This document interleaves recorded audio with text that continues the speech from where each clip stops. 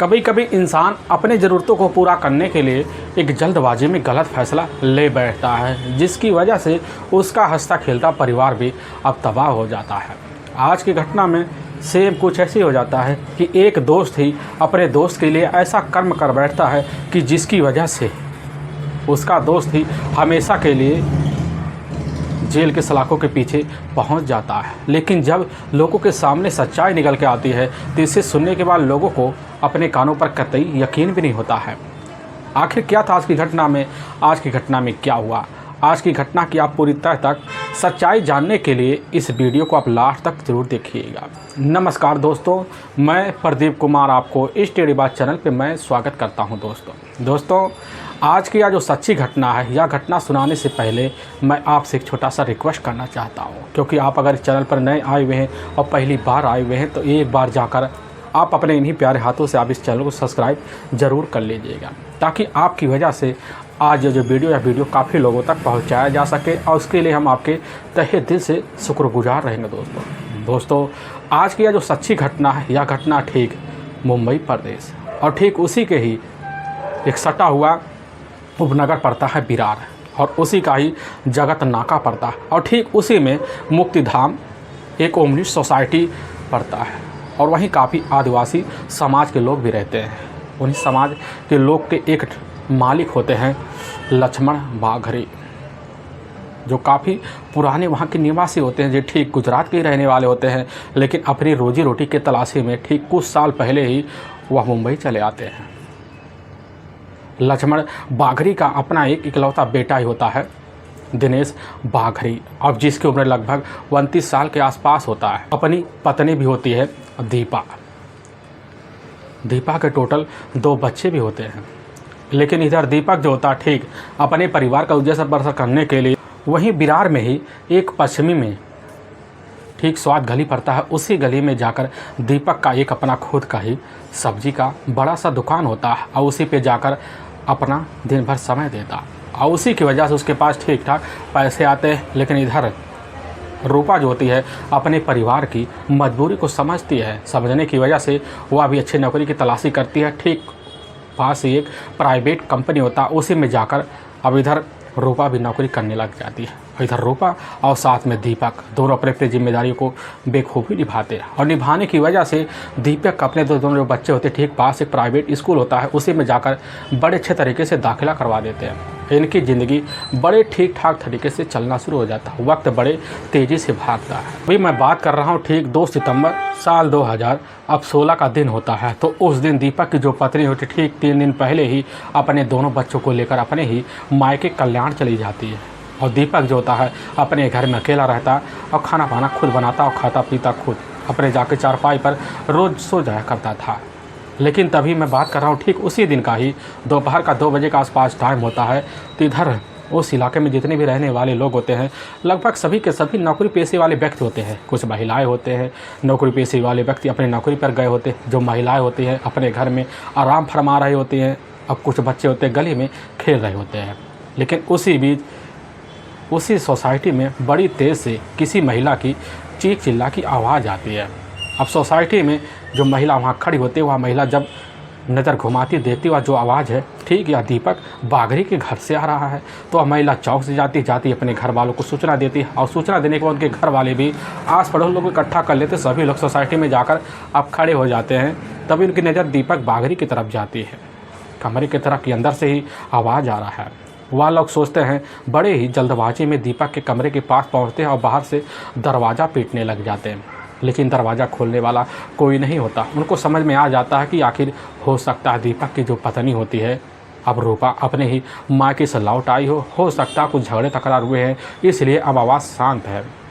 अब यह सब सोच साच कर सोसाइटी वाले जो व्यक्ति होते हैं, महिला होते हैं, अपने अपने काम पे जाने के लिए तैयारी करते हैं। तो कुछ खड़े होकर अपनी अपनी मन की बात उस गली में रखना शुरू कर देते हैं। लेकिन जैसे ही कुछ मिनट बीतता है, उसी बीच दीपक का जो दरवाज़ा होता है धार से खुलता है, अंदर से दीपक बाहर निकलता है। लेकिन जो सोसाइटी वाले जो दीपक का हाल देखते हैं एकदम दंग से रह जाते हैं, क्योंकि दीपक का जो कपड़ा होता है पूरी तरह से खून से लथपथ होता है। दीपक की नज़र जो होता है उन्हीं सोसाइटी वाले व्यक्तियों पर पड़ जाती है और उन व्यक्तियों की नज़र दीपक पर पड़ता है तो वह कुछ ना सोच पाते हैं ना कुछ समझ पाते हैं। दीपक जाता है, अपने ही दरवाजे का कुंडी लगाता है, तुरंत अपने पुलिस चौकी पहुंच जाता है। वहां के थाना इंस्पेक्टर जेपी ठाकुर होते हैं और जैसे नज़ारा दीपक का देखते तभी सोच ना समझ पाते हैं। वहाँ पुलिस इंस्पेक्टर भी होते हैं, वह भी एकदम दहल सा जाते हैं कि आखिर दीपक किस स्थिति में यहाँ आया हुआ है।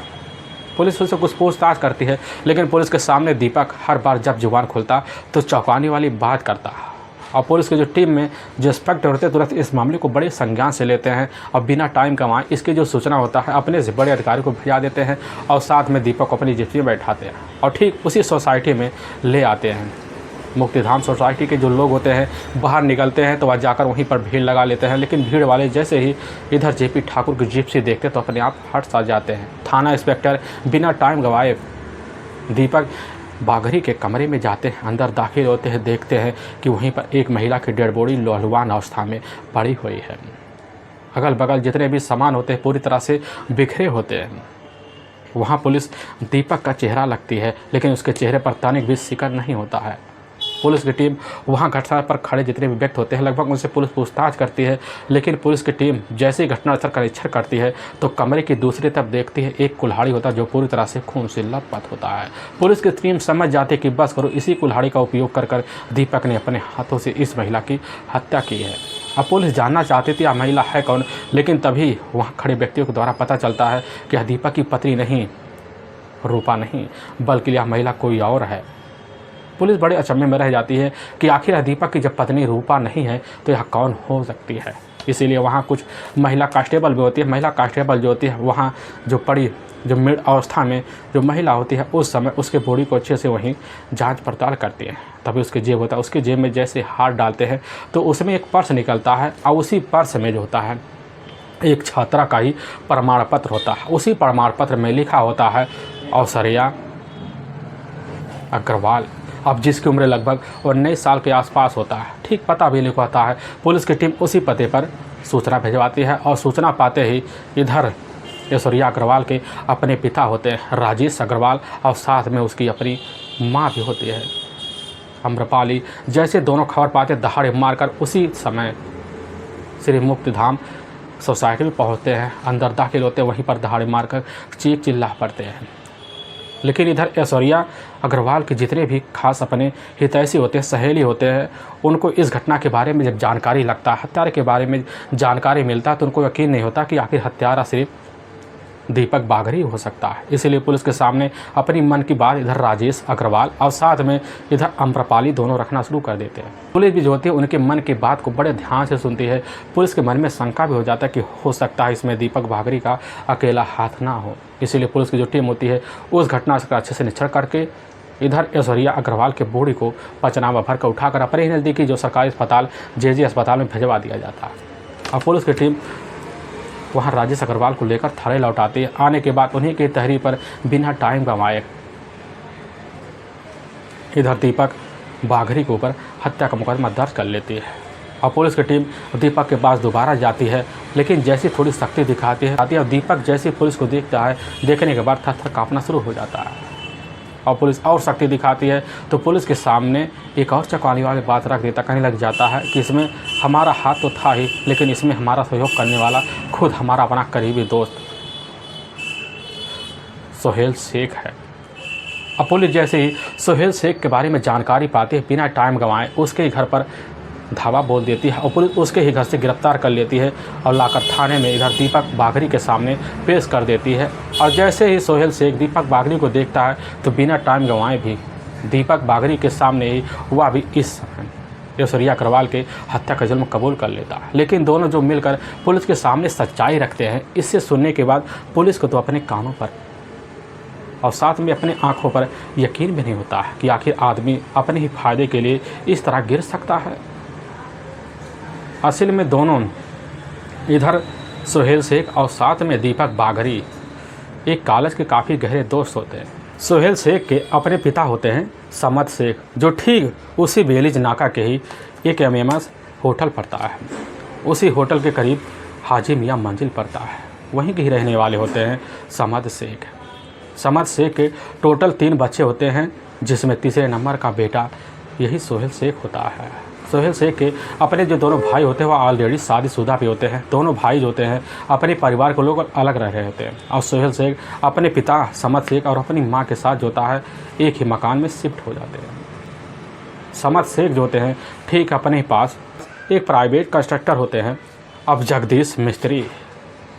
उन्हीं का खुद का एक बोलेरो होता है, उसी बोलेरो का ही ड्राइवर होते हैं समद शेख।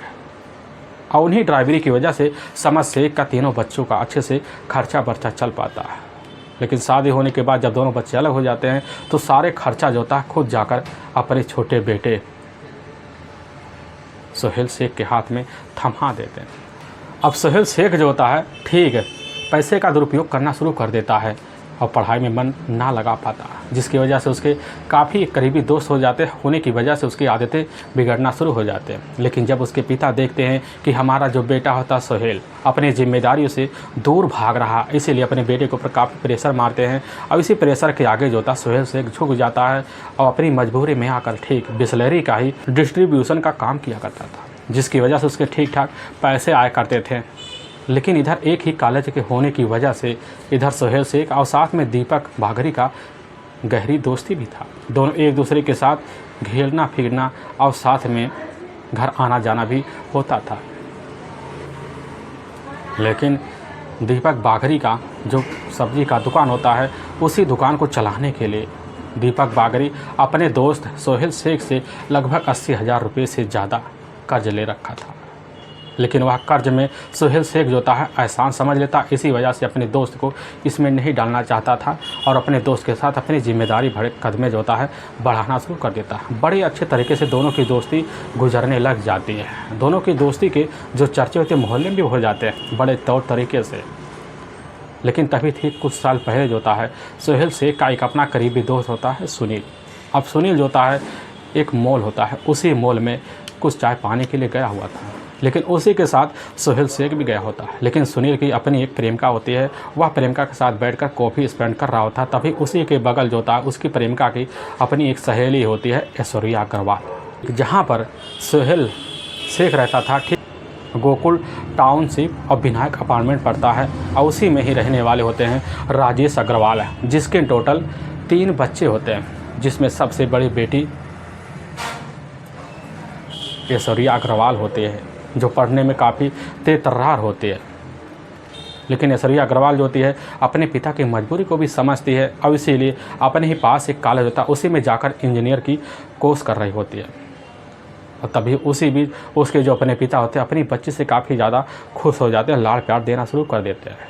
ऐश्वर्या अग्रवाल की अपनी छोटी बहन भी होती है, पास एक कॉलेज उसी में जाकर वह भी पढ़ाई कर रही होती है। लेकिन राजेश अग्रवाल जो होते हैं उनके पास इतना टैलेंट होता है कि उसी टैलेंट के बदौलत जो होता है जोशी बिल्डर इंटरप्राइजेज में जाकर सर्विस का काम किया करते थे। उसी सर्विस के बदौलत से राजेश अग्रवाल के पास ठीक ठाक पैसे आते और उसी पैसे की बदौलत से अपने तीनों बच्चों का पढ़ाई का खर्चा भी देख पाते थे।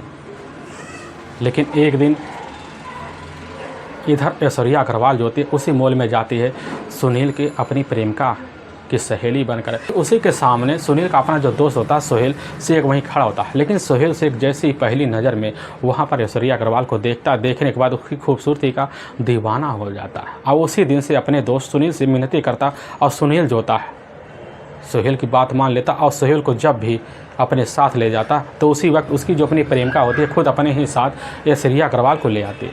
और ऐश्वर्या अग्रवाल धीरे धीरे इधर सोहेल शेख को भी समझना शुरू कर देती है। दोनों एक दूसरे के साथ घूमना फिरना चालू कर देते हैं और इस तरह चालू कर देते हैं कि दोनों एक दूसरे को दिल दे बैठते हैं। ऐश्वर्या इस तरह फिदा हो जाती है कि वह साथ जीने और मरने की कसमें भी खा लेती है।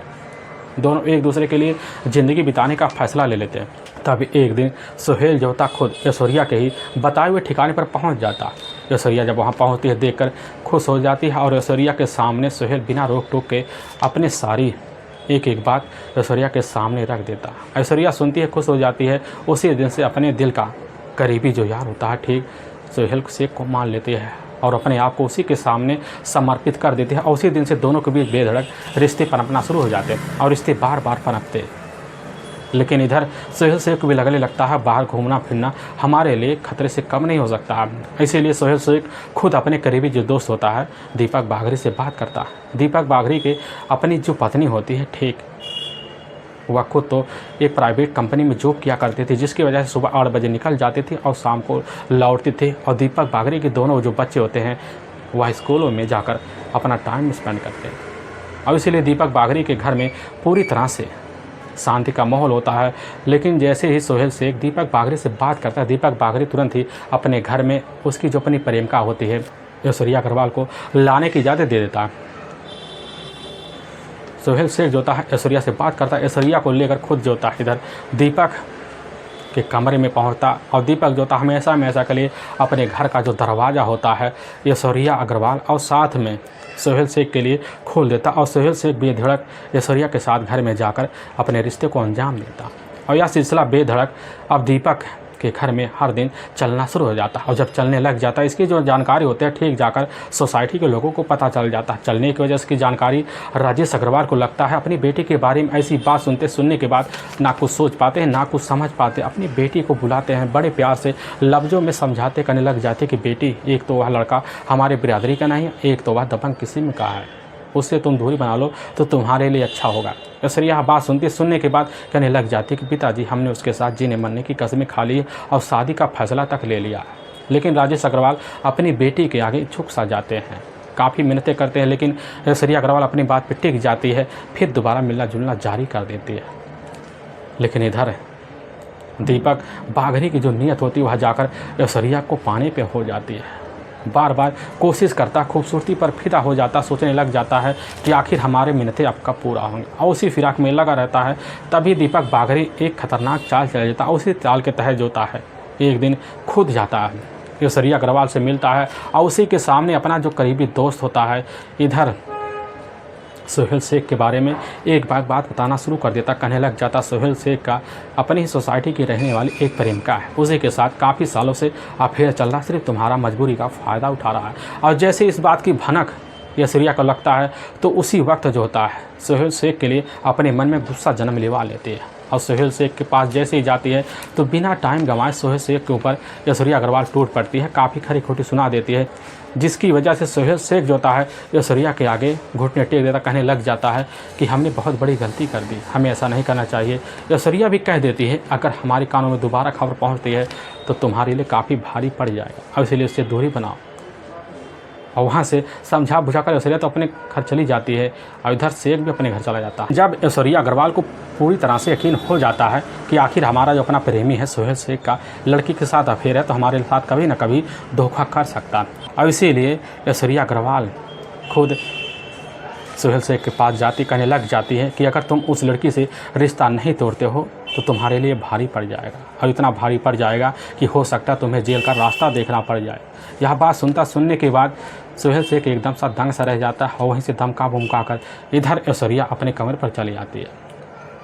लेकिन सोच कर दूसरी तरफ सोहेल शेख परेशान हो जाता है और इसकी सारी जो बात होता है जाकर खुद अपने दोस्त दीपक बागरी के सामने पेश कर देता। और दीपक बागरी जैसे ही इधर सोहेल शेख की बात सुनता है तो एक बार मुस्कुरा बैठता है, सोच लेता है कि चलो हमारा जो प्लान है पूरी तरह से सक्सेसफुल हो रहा है, और किसी दिन मौका देखते ही हम जो होता है ऐश्वर्या अग्रवाल के दिल में घुस जाएंगे। यही सब सोच साझ कर इधर दीपक बागरी पूरी तरह से अपने फितरत को अंजाम देने के लिए लगा रहता है। लेकिन दूसरी तरफ सोहेल शेख काफ़ी ज़्यादा परेशान हो जाता, सोच लेता कहीं अगर इसकी कंप्लेन पुलिस थाने तक पहुंच गई तो हमारी तो ज़िंदगी तबाह हो जाएगी, क्योंकि हमारे परिवार में हमारे अपने माता पिता भी, हमारे अपना शौहरत भी बना हुआ है, सब शौहरत धरा का धरा रह जाएगा। यह सब सोच साझ कर सोहेल शेख परेशान हो जाता है, अपने दोस्त दीपक के पास आता है और पूरी बात बताते हुए कहने लग जाता है कि दीपक हमें उस लड़के से छुटकारा दिलाओ। दीपक कहता है हमारे पास कोई रास्ता नहीं है। तो उसी वक्त सोहेल कह देता है कि हमारे पास बस एक ही रास्ता है, क्यों ना हमेशा के लिए ऐश्वर्या अग्रवाल को अपने ही रास्ते से हटा दे, अपनी ज़िंदगी बड़े ही बेहतर तरीके से जिए। अब दूसरी तरफ यह बात जैसे ही दीपक बागरी सुनने के बाद सनस रह जाता है कि आखिर जिसके लिए इतनी सब कारनामा रचे हैं, आखिर उसके लिए वह कैसे इस तरह का कर्म कर सकता है। दीपक कह देता है कि हमारी बस की बात नहीं है। लेकिन वहीं पर सोहेल शेख भी कह देता है कि तुम्हें यह काम करना चाहे जो हो जाए। तभी वह भी सोच बैठता कि ठीक है, सोहेल शेख का हमारे ऊपर काफ़ी ज़्यादा कर्जा है, अगर उस काम को हम अंजाम नहीं देंगे तो हमारे ऊपर कल का मुसीबत बन जाएगा। और सोहेल शेख के आगे जो होता है घुटने टेक देता है, और उसी वक्त जो होता है उसके ही प्लान में दीपक बाघरी शामिल हो जाता है। सोहेल शेख कह देता है कि हम तुम्हें मार्केट से 2 नया मोबाइल देंगे, और उसी मोबाइल से तुम जो होता है ऐश्वर्या से लगे पड़े रहना, पूरी जानकारी लेते रहना।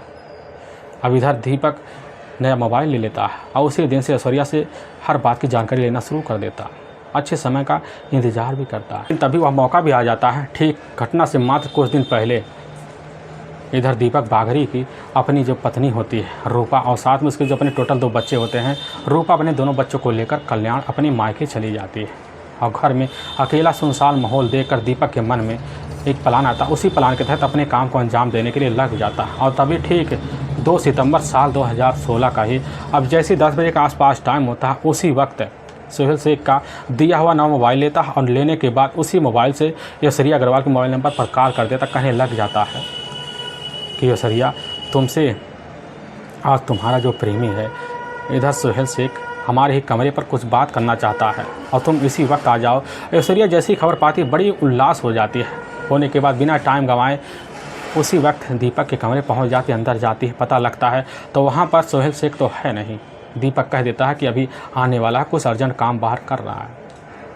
लेकिन दीपक बाघरी जोता खुद अपने ही काम को अंजाम देने के लिए लगा रहता है। कमरे के बाहर जाता, वहीं से एकटक जो होता है ऐश्वर्या अग्रवाल के ऊपर नज़र गड़ाए रहता है। सोचने लग जाता, आज अपने काम को, अपनी ज़रूरतों को हम पूरा करेंगे, आज रिश्ता तो रख लेंगे चाहे जो हो जाए।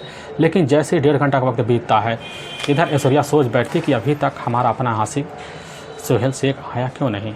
उसी वक्त दोबारा पहुंचते कहने लग जाता कि अभी आने वाला है, पता लग रहा मार्केट में तुम्हारे लिए कुछ गिफ्ट रहेगा। लेकिन जैसे ही दोपहर का 12 बजता है तो उसी वक्त ऐश्वर्या हताश हो जाती है और तुरंत उठ खड़ी होती है और दरवाजे की तरफ बढ़ पड़ती है। दूसरी तरफ दीपक बाघरी जैसे ही देखता है कि ऐश्वर्या जा रही है, जाकर हाथ पकड़ लेता, कहने लग जाता है कि वह नहीं आएगा, हमने तुम्हें यहाँ बड़ी चालाकी से बुलाया, बस अपनी ज़रूरत के लिए। आज हमारी ज़रूरत पूरा कर दो, जो अपनी रोज़ की ज़रूरत जो होता है तुम सोहेल से पूर्ण करती, वही ज़रूरत आज हमें चाहिए। यह बात सुनने के बाद चौंक से जाती है कि आखिर सोहेल शेख का जो दोस्त है या कैसी मांग कर रहा है। लेकिन वहाँ पर इस हालत में पाकर, मौके का फ़ायदा देखकर दीपक बाघरी जो होता है अपनी पत्नी के ना रहते हुए इधर अपने दोस्त की प्रेमिका के साथ भरपूर फ़ायदा उठाने के लिए तैयार हो जाता है, और वहीं पर जाकर जोर जबरदस्ती की भरपूर कोशिश करता है। बार बार मिन्नतें करती है ऐश्वर्या अग्रवाल, लेकिन एक बात भी नहीं सुनता है। तो इसी बीच एक धक्का इधर दीपक बाघरी को लग जाता है, जिसकी वजह से ज़मीन पर गिर जाता है। इसी गुस्से में उठता है, अपने ही एक कमरे में जाता, वहीं पर लकड़ी का रखा हुआ एक कुल्हाड़ी होता, लेता हाथ में, आने के बाद एक पागलों की तरह ऐश्वर्या अग्रवाल के ऊपर एक के बाद एक वार किया जाता है, जिसकी वजह से ऐश्वर्या अग्रवाल वही हमेशा हमेशा के लिए इस दुनिया को छोड़ के चली जाती है। दीपक बाघरी जो होता है कमरे से बाहर निकलता है, निकलने के बाद वहीं पर कुल्हाड़ी फेंक कर अपने आप को जाकर पुलिस थाने में सरेंडर करवा देता है। लेकिन वाकई में दोस्तों, पुलिस के सामने जब यह सच्चाई निकल के आता है तो इसे सुनने के बाद लोगों का कलेजा भी थर्रास आ जाता है, और पुलिस की टीम बिना टाइम गंवाए इधर दीपक बाघरी और साथ में उसका जो अपना करीबी दोस्त होता है, जो इस षड्यंत्र में पूरी तरह से शामिल होता है, सोहेल शेख को पुलिस कस्टडी में लेती है और दोनों को ले जाकर वहाँ की कोर्ट में पेश कर देती है। और कोर्ट में इन दोनों के ऊपर काफ़ी गंभीर धारा में मुकदमा दर्ज करके ले जाकर हमेशा हमेशा के लिए जेल के सलाखों के पीछे डाल देती है। दोस्तों, हमें इस घटना का सुनाने का उद्देश्य किसी के दिल को ठेस पहुँचाना नहीं है, बल्कि आपको यह बताना कि आप जहाँ भी रहें आप सावधान और सतर्क जरूर रहें। दोस्तों फिर मिलेंगे एक नए वीडियो के साथ, तब तक के लिए जय हिंद और जय भारत।